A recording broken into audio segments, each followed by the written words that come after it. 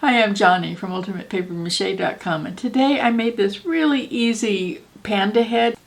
I just crumpled up some foil. There's no pattern or anything. It's just round. Put on one layer of paper strips and paste, and let it dry in front of the furnace vent, which was really fast because there was only one layer on there.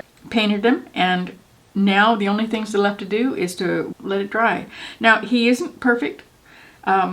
And I'm kind of thinking that maybe I'll accentuate that just a little bit by putting him a little cattywampus on the plaque instead of making them straight up and down. But I'm not entirely sure. So let me know in the comments down below how you think I should do it. Let me show you how it was done. I'm going to use this plaque that I bought at Walmart. It's really cheap, really thin. I just drew it right around the edge, so I'll be able to put my aluminum foil form right on here, and I'll know that it's not going to get too big.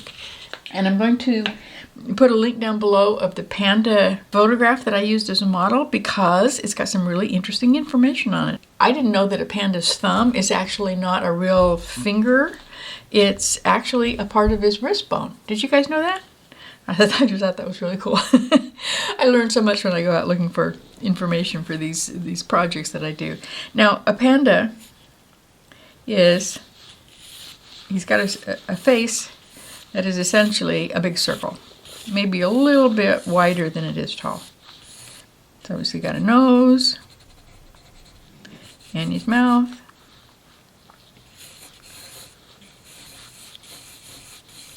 It's got a really big forehead, these big black spots for his eyes, and nice little ears. Actually, they're not little, they're kind of big. If you want to make something really simple like this and you want a really easy way to draw it out, get one of those books for kids. It shows them how to draw really super simple faces of animals. You know, the kind that's just a circle for the cat face and triangles for the ears and just really super simple. Those would work beautifully for something like this.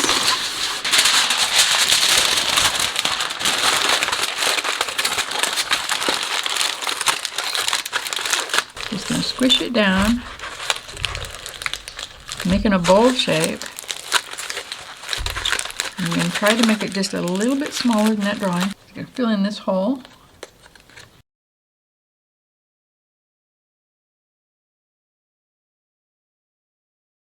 Now I'm going to make the muzzle. That's about right. So it's kind of pointy right there, kind of rounded on the edges. Put some hot glue on there.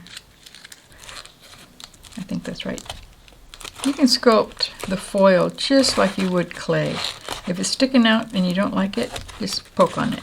If you push on it too much, then you might have to go back over it and add some more because you can't uncrumple it usually. So now we need some ears.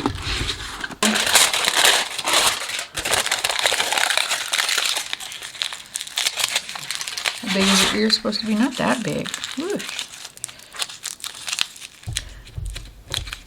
Making kind of cups out of them, and with real fat edges, because he's really furry, and that shows up on his ears. But here we go. I think I'm going to like it. I'm going to squish this down so that it have a lot of space on there for the glue.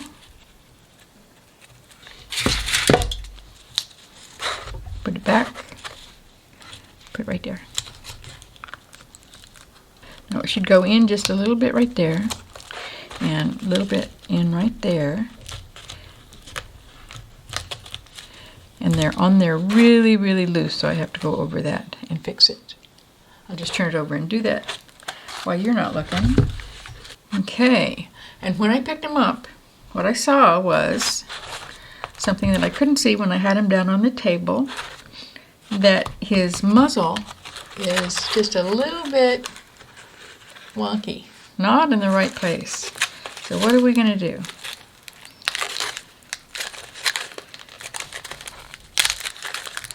We are going to move it right there.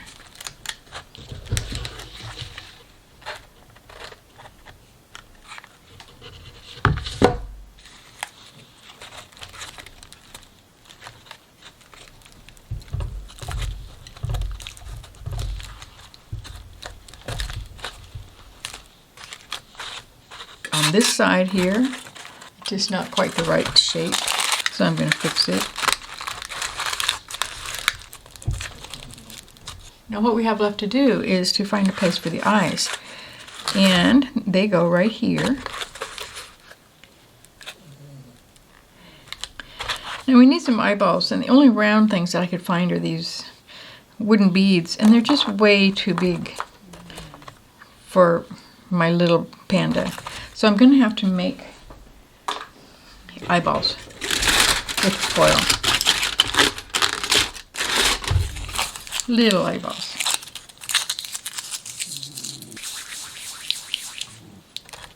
There, that's better. Much better.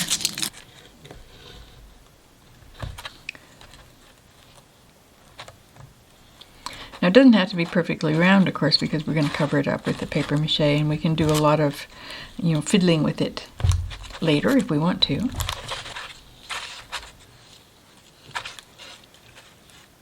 Okay, so now I'm going to cover it up with masking tape because I'm going to be using the paper strips and paste, and the flour and water paste doesn't like to stick to aluminum foil.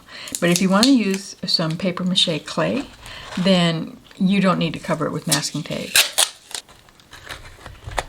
This is also going to help us see the shapes, because it's really, really hard to see shapes when all that light is bouncing off of the foil. And I probably should check just to make sure that it still fits. Yeah, it'll work. I wasn't going to make him a nose, but I decided I want to. So all I'm going to do is the top part of his nose that's kind of rectangular.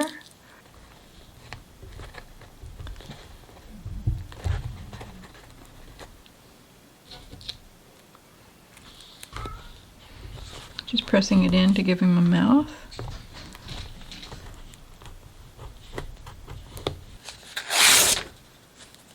So I have my flour and water paste, and that really is just hot water from the tap and enough flour in there to make it as thick as you want it.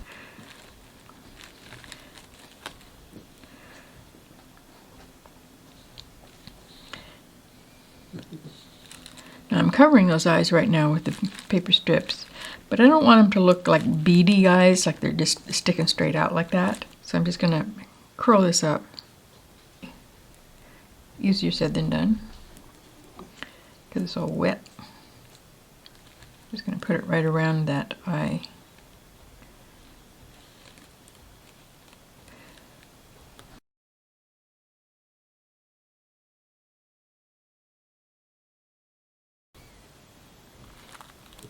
And I'm only going to use one layer here. I'm not going to use this as a toy or anything. It doesn't have to be strong. It just has to dry hard enough so that I can have a nice surface to paint on. Kind of like a three-dimensional canvas, I guess you could say. So you don't need a whole lot of paper mache for something like this.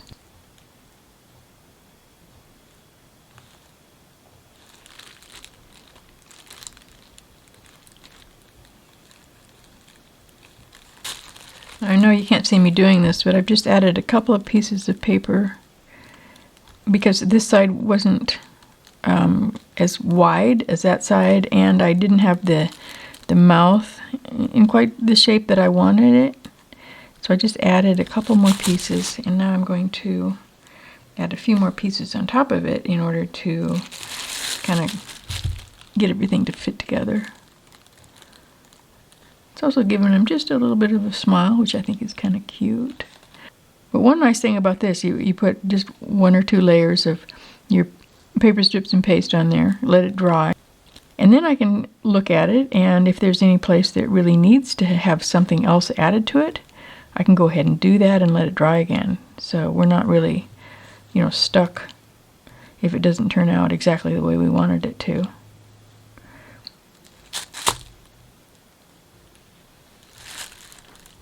When you got just a little bit dry, so I could see a little bit better, there's a couple of places, there's one right there, just one little spot where he could use Just something to kind of hold it down.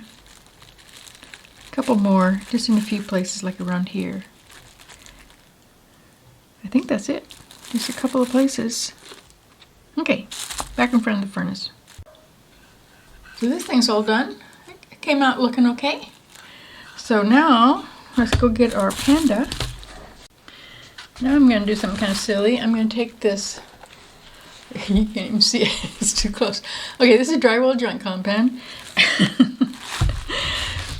Too lazy to move the camera. And this is what it looks like. It's the pre-mix stuff that we use when we're making the paper mache clay. A lot of times I'll just go ahead and use it by itself just to smooth off the paper mache. That works really good. Just kind of smear some on. I'll go ahead and do that right here. Just smear it on like that. Then you just let it dry, and you can smooth it off with just a really lightly damp sponge. But this time I'm going to try doing something else. Let's see if I can, yeah, that works. I don't know if you can see, it's got brush marks in it. Really, really thin now. You don't want to put it on too thick or it's going to crack. Because this is stuff is, supposed to go on a wall in a very, very, very thin layer. I kind of got a dip right here. I don't know why that happened. Didn't do that on purpose. And I probably should have gloves on. Most normal people would probably do that.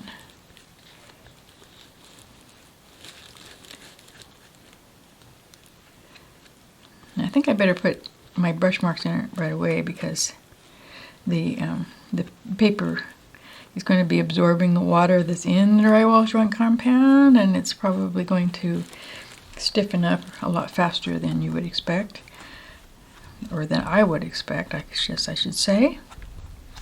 But I just want to do it really fast here on this ear. Okay, that's not. Should start at the outside and work in.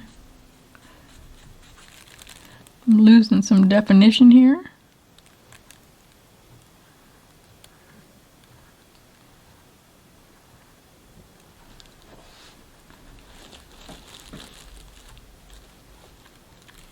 Okay, I'll go put him in front of the furnace vent again and let him dry out for maybe an hour. Now I'm just taking my really fine sandpaper and smoothing off those eyeballs.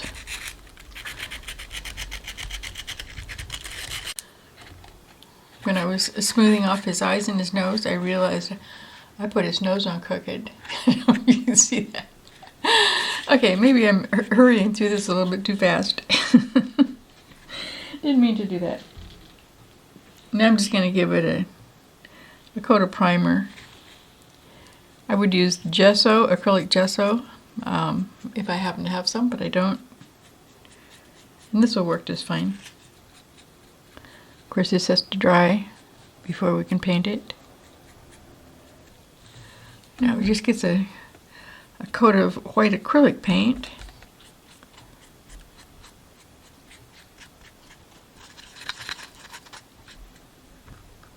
Go up here, down,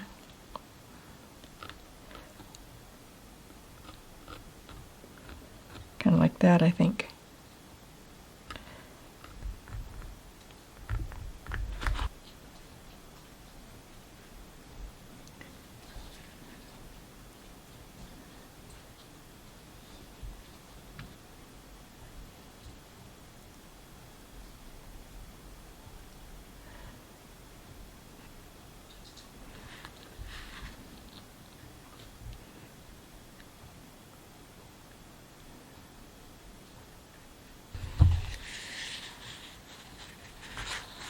You probably notice that this white spot is way too narrow, so I will go back and fix that. Gotta wait until it dries though.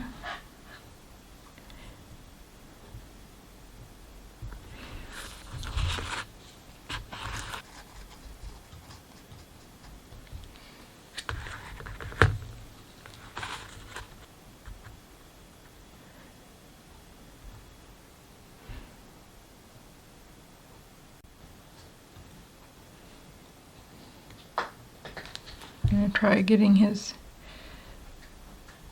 muzzle widened up a little bit.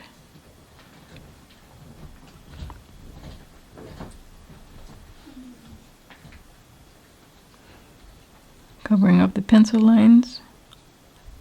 And I'm just going to try to pick up a little bit of the reflection that lands on the bottom eyelid.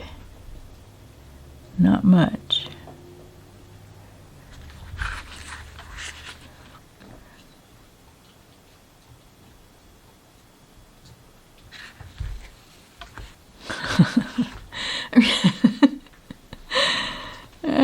That wasn't right. But I'm going to go back over on this one and put this one in the right place. Cover up the white blob I just put. And this line I put where it wasn't supposed to go. There. And now I'm kind of looking at where the light is coming. The actual light from the ceiling light. It looks like I've got a real strong highlight right there. And a lighter one over here.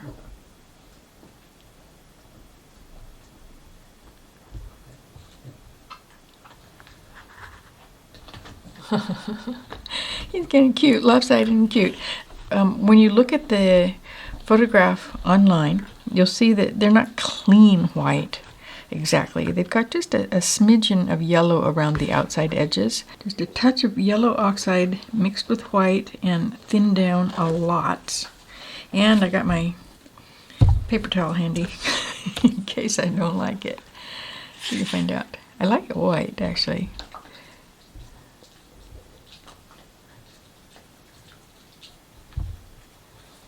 That's kind of fun.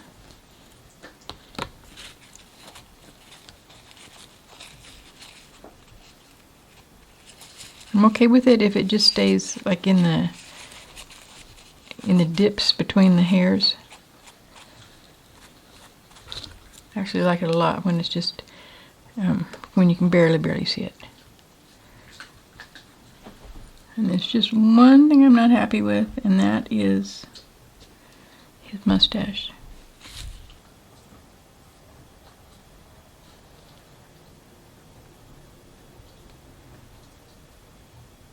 I'm still not entirely sure that it should have a black background. I'm really kind of moving towards a really dark red, maybe just some cadmium red medium with a little teensy bit of black added to it, just to darken it up just a little bit instead of the black. Tell me what you think about that too, and then go make something. Come visit me, ultimatepapermache.com. I'll see you there.